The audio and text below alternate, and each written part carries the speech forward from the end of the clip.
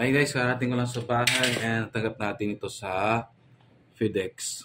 Ayan, so yan ang may FedEx po siya. Galing po siya sa ibang bansa. Buksan na po natin para makita natin kung anong laman ito. Okay, so ano ba yung laman? Ayan, so, ito yung laman niya. Yung packaging niya. Ayan. So, yung una is yung mas maliit to sa dati. Wow. Akala ko ito na yung box eh. Ito pa pala yung box. Handa ng packaging guys. So, orig talaga kasi nanggaling gusto sa company. Thank you po sa pagpapadala. Thank you for sending me this wonderful cage. Wonderful na agad, di pa nakita. Sige. Saan natin? Gandaan lang, baka mahulog. Ayan. So yung first is yung manual. Maganda yung packaging kasi maliit lang siya like yung una ng prototype nila na una. Wow. Imagine this oh. Ayan. Para ano. Diba? So, ayan. 88 Fahrenheit.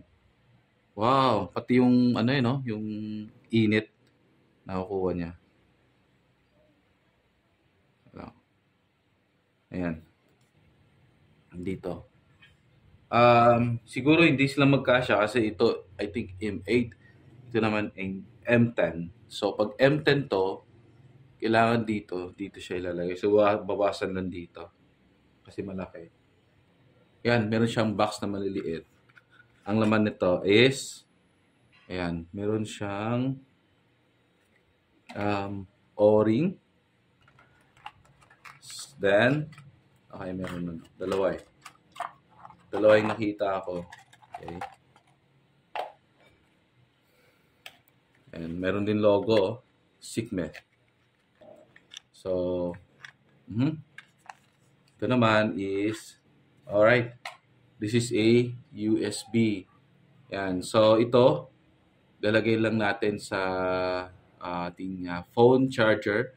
And then ito, kakabit natin sa ating cage.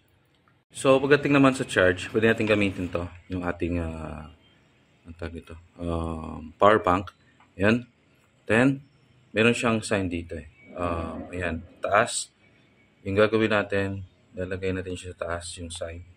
Automatically mag-charge yan. Ayan. So, ganun lang kasimple yung charging nito. At I think, tatagal to ng ilang mga months eh, pag hindi ginagamit. So, malaki yung battery down nito. And, yun lang. Huwag nating hayaang mabasa. Ito pa ay gamitin pang competition. Angas. Okay, parang ganito siya. Kupuli klaro. Up. Ayan. So, grabe yung magnet oh. Ayan. So, yung arrow, yan, ibig sabihin sa taas yan. Gaganon mo lang. And then, mag-charge na yan. Rechargeable high capacity. Ito yung in-upgrade nila kasi mas mataas na yung days bago malulobat. Sensor for excellent shock resistant. Meron siyang shock resistant. Sealed case prevents dust, water, and corrosion. Yun yung extra. Tapos ito yung nagkaano siya. Yeah. Meron siyang another. Hopefully ito din.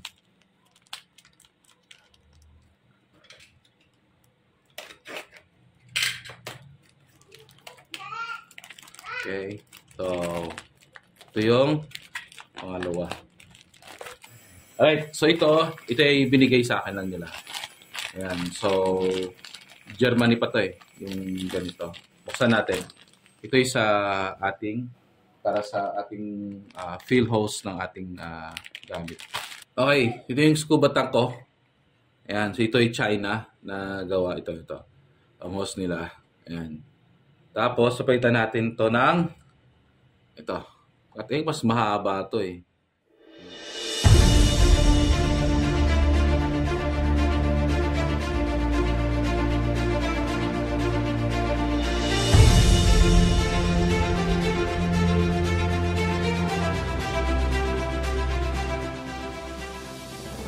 Ano siya? Yung analog. Ano?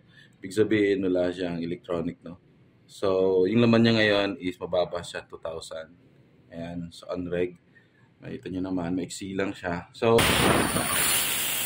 masyado na tanggal lahat para hindi kumilapon. Yung fuse niya. Okay. Baba natin. Tapos ano lang. And madali lang siya. Yun lang guys, no? Yung isa sa mga ano ko is, yan. Try natin to. Una. Yun, kasyang-kasya. Na natin. I-install na. Huli mo kasya. Uy, kasya. Kasi 10mm din to. Ayan. Okay na siguro yan. Hopefully, hindi lang mag-ano, no? Hindi lang siya ang tawag doon. Singaw. Lalak na lang natin to. O either, nag-ano pa yun ng hangin, nagsisettle pa sa loob. Dapat 999 learning to experience. Yan. So ito na. Wala nang singaw yan. Yan. Malaman mo kung nagbabawas ng hangin pag bumababa siya. Ano ba, after 1 hour, 2,100 na lang. Ayun. So after half day, 1,000 na ibig sabihin, merong singaw. So mostly, dito kasi natin ito, the fuse, at dito. So, kunting higpit, yun na lang. Pero so far ngayon, yan, dyan lang siya. 62. Ayan. Click natin to. Ito yung shot count. Tapos PSI na hindi ko alam. Hindi ko rin alam yan. Fahrenheit 92. Fahrenheit. Ayan, ito. 2261. Ayos. Walang singaw. Sige. Complete na yung ating gauge na install na natin. Sobrang saya ko.